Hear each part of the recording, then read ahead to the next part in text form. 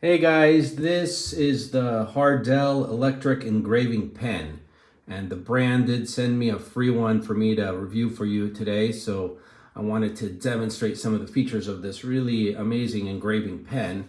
Now, first and foremost, you can see its compact design. It's lightweight.